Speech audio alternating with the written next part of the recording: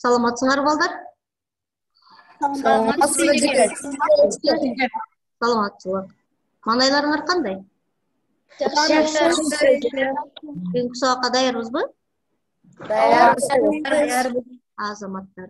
Анда бүгүнкү сабакка даяр болсуңор, анда сабак баштаар алдында мен силерге бир сапар айтамын. Анан силер уйкаштырып улантасыңар, Сабагыбыз баштайбыз. Билимге умтулабыз. Сабагыбыз баштайбыз. Аралыкты сактайбыз. Сабагыбыз баштайбыз. Колду таза кармайбыз. Азаматтар. Сабагыбыз баштайбыз. Көңүл коюп угабыз. Азаматтар. Демек, бүгүнкү сабагыбызда балдар, көңүл коюп угуп, терең билим алууга умтулуу менен бирге эле азыркы абалга байланыштуу аралыкты сактап, колдорубузду таза кармаганга аракет кылат экенбиз, Анда мен силерге жаз күнүндөй жагымдуу маанай каалаймын. Балдар, азыр кайсы мезгил? Жаз күнүндөй жагымдуу маанай каалаймын. Анда эмесе бүгүнкү сабагыбызды баштайбыз, Жаз алдында эң биринчи кайсы гүл ачылат эле балдар? Чечекей гүлү. Байчечекей. Эмнени көрүп турасыңар азыр? Байчечекейди. Ооба, байчечекейди көрүп турабыз.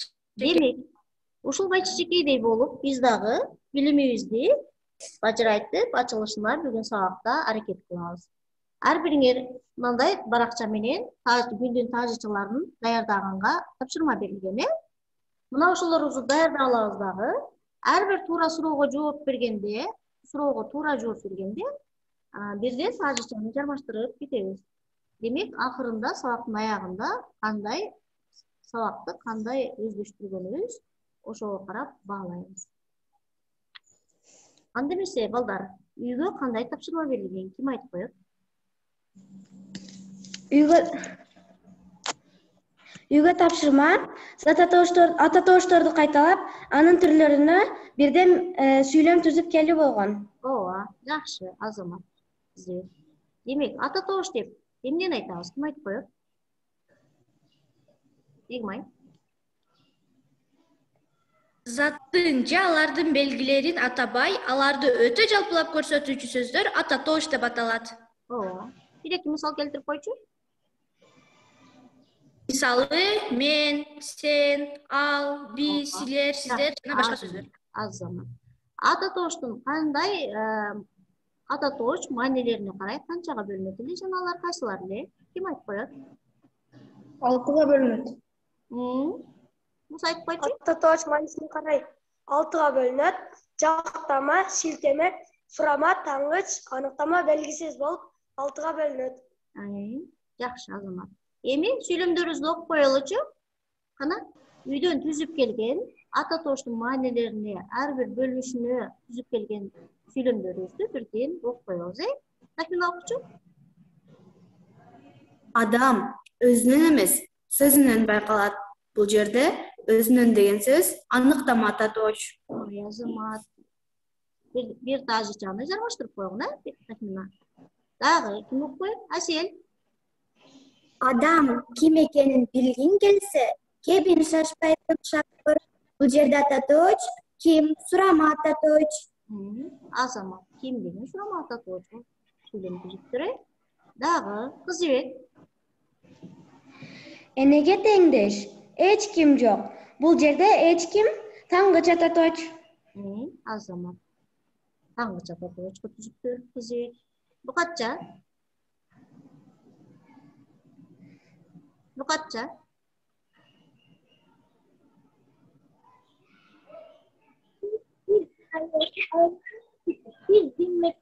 Бул жерде ата тоош тетиги алаш деп келет. Бул жана тетиги деген шилтеме ата тоочко түзүптүр. Айжирек. Мен таза болот, сен таза болот, колуңда таза болот. Бул жерде ата тооч, мен, сен, жактама ата тооч. Жакшы, Азамат, жактама ата тоочко түзүптүр. Демек, тапшырманы аябай жакшы аткарып кетсиңер балдар. Анда эмесе бүгүнкү темабызга өтөбүз балдар.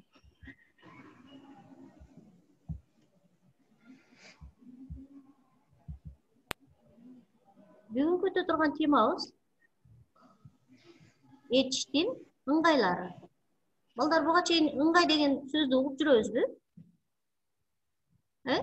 Ооба, укканбыз. Ыңгай, ыңгайлуу, ыңгайсыз деген сөздөрдү угуп жүрөбүз, Силер кантип түшүнөсүңөр ушуну? Ыңгай деген сөз бул ыңгайлуу деген сөзгө окшош. Ооба, ыңгайлуу деген сөзгө окшош болушу мүмкүн экен, Этиштин ыңгайлары дегенде эмнелер болушу мүмкүн анда? Кыймыл аракеттин ыңгайлуусу ыңгайы болуп эсептелет. Кыймыл аракеттин. Ошондой болушу да мүмкүн, Демек кыймыл аракет. Демек этиш деген кыймыл аракет болгондон кийин этиштин ыңгайлары дегенде кандайдыр бир этиштин ошого жараша каалабалы дегенге окшогон мүмкүн, деп түшүнүп атасың, Демек бүгүнкү сабагыбызда балдар мына ошол максатты алдыбызга коюп эткенбиз. Бүгүнкү сабагыбызда силер этиштин ыңгайлары жөнүндө жалпы маалымат аласыңар.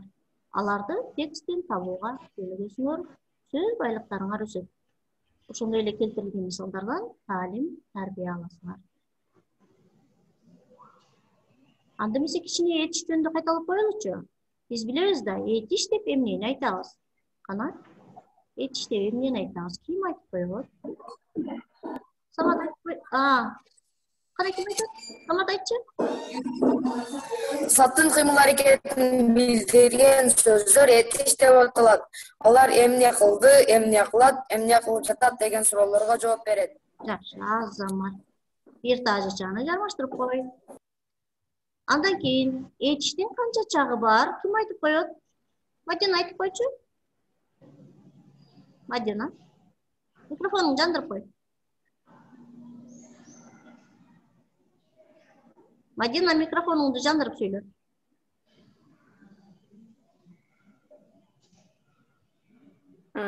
Чактар 3кө бөлүнөт. Учурчак, келерчак, өткөнчак болуп 3кө бөлүнөт. Демек этиштин 3 чагы бар деп айтабыз, Алар келерчак, учурчак жана өткөнчак. Жакшы, Азамат. Этиштер жак боюнча өзгөрөбү? Ким айтып коет? Асел? Ооба, 3 жактын бирине өзгөрөт. Алар биринчи, экинчи, үчүнчү жак менен өзгөрөт. Жакшы, Азамат. Демек, этиш боюнча биздин түшүнүгүбүз бар, Башталгыч класстарда буга чейин биз этиш жөнүндө окуп жүргөнбүз. Анда эмесе бүгүнкү жаңы темага кайрылабыз, балдар. Демек, сүйлөөчү адамдын кыймыл аракетке карата болгон мамилесин билдирген этиштин формасы ыңгай деп аталат экен.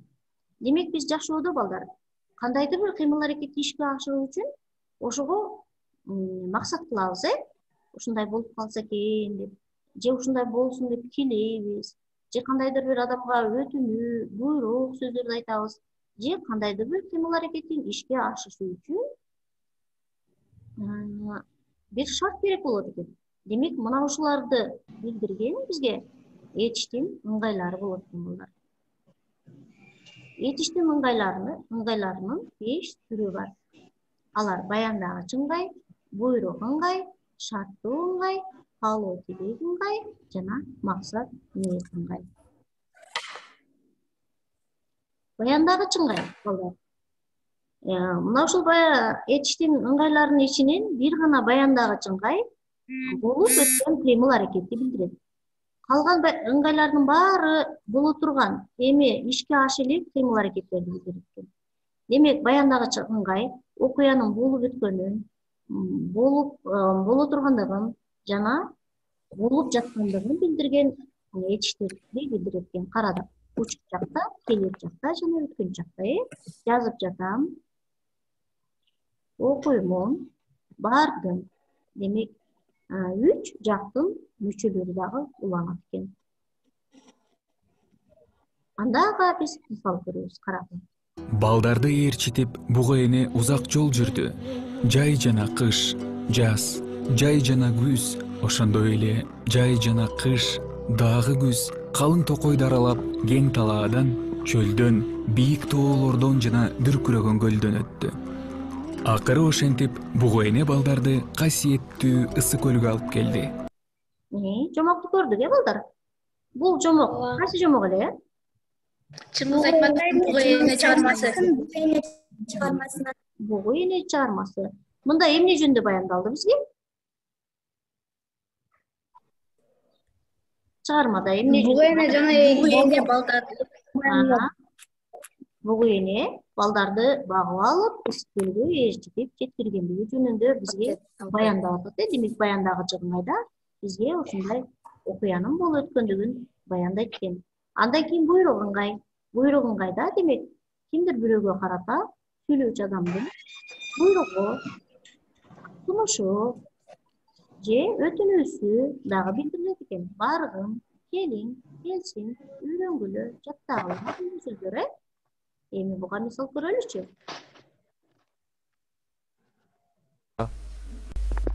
Алжыган акмак абышка бир тепши араң сурапсың. Тепшиде эмне касиет?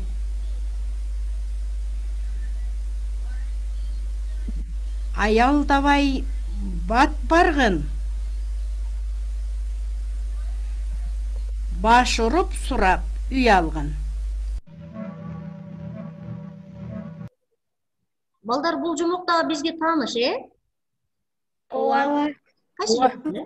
Орус жазуучусу Пушкиндин Алтын балык чыгармасы. Ооба, жумугу. Бул жерде буйрук иретинде айтылган сөздөр кезиктиби бизге? Ооба. Бат баргын. Баргын. Дагы Баргын, кел, сурагын. алгын, сурагын, алгын, азаматтар. Бул жумуктан биз кандай тарбия алабыз? Бул жумуктан биз өзүбүзгө ачкөз болушту, көп нерсени байлыкка кызык. Азамат ачкөз болбош керектиги жөнүндө айтат экен. Андан кийин шарттуу ыңгай карагыла. Шарттуу ыңгайды саа мүчөсү уюштурат. Булардын биз ар бир ыңгайга 1 сааттан кеңири токтолобуз. Азыр биз үстүктөн гана айтып кетебиз. Жаан жааса, эгин мол болот. Бул жерде саа деген шарттуу ыңгайдын мүчөсү турат. Саа мүчөсүнөн кийин жак мүчөлөр да улана берет экен, карадык.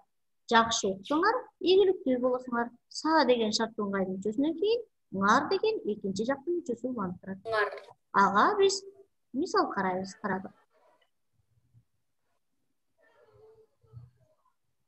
Өзүңчө болгондо силерди ушул чирпке окшотуп сындырып коюш оңой эле. Барың момундай чогуу болсоңор бекем болосуңар. Эч ким силерди сындыра албайт. Күч деген бирдикте.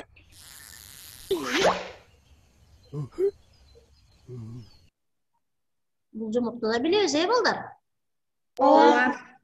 Жумук күч бирдикте. Күч бирдикте деген жумук. Ооба.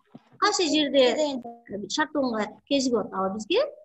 Бул жерде болсоңор деген Болсоңор. Болсоңор деп атат, эгер ынтымактуу болсоңор деп бизге кандай тарбия берип атат? Бардыгыбыз биримдикте болуп, Эч ким тийише албайт деген да. Бизге эч ким тийише албайт. бирдикте ынтымакта болсок, эч ким сындыра албайт. Ооба, азаматтар. Демек, ошондой болушубуз керек экен. Максат ниет ыңгай карагыла. Кыймыл аракетке аткарылышына биз максат ниет кылат экенбиз. Макчы мүчөлөрү бул ыңгайды уюштурат экен. Акыл жазмак болду. Мен шаарга бармакчы элем. Демек, бул жерде макчы мүчөлөрү уюштуруп атат, балдар. Мисалы, Дүйшөн балдарды топтоп окутмакчы болду. Демек, окутмакчы дегенде макчы мүчөсү максатты ниет ыңгайды уюштуруп атат. Бул кайсы чыгармадан, балдар? Биринчи мугалим Айтматовдун биринчи мугалими чыгармасы. Ооба, жакшы, азамат. биринчи мугалим деген. Андан кийин каалоо тилек ыңгай. Демек, кыймыл аракеттин аткарылышын каалап, билип, сүйлөгөн сөздөрүбүз каалоо тилек ыңгайды билдирет экен. Барайын, келейин, көрөлүк, жазалык, жөнөйлүк, мактайлык, баргай эле, окугай элең деген сыяктуу. Демек, жардамчы этиштер дагы кошулуп кетет экен. Муну биз кийинчерээк жакшы кеңири өтөбүз. Кана мисалын көрөлүчү. Эртеси хан суракка алды. Бала минтип сүйлөдү. Менин атамды бүртүп алмасынын эң учуна мөмөлөгөн жалгыз алмасы бар эле. Ошону атам жеген сайын жашарып турчу. Алтын куш 4 жылдан бери жеп кетип. Ошондон бери атам карып калды. Сен атаңдын иши үчүн жүргөн бала экенсиң. Алтын кушту берейин. Бирок мындан аркы жактагы хандын алтын жалдуу, алтын куйруктуу аты бар. Ошону алып келип, менин колума өткөрсөң гана берем, деди хан. Кайсы жомоктон балдар бул? Алтын куш. Алтын куш жомогунан эле экен. Алтын куш жомогунан. Муну аябай жакшы билебиз, бул жерде эмне деп атат? Эмнени кандай каалоо тилегин кайдын сөзүн? Жашарып турчу деген. Жок, жашарып турчу эмес, дагы Берейин.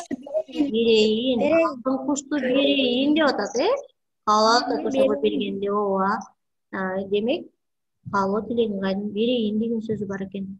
Анда эмесе, мына ушул жумок аркылуу, ушул хандын сөзү аркылуу да биз кандай тарбия алдык?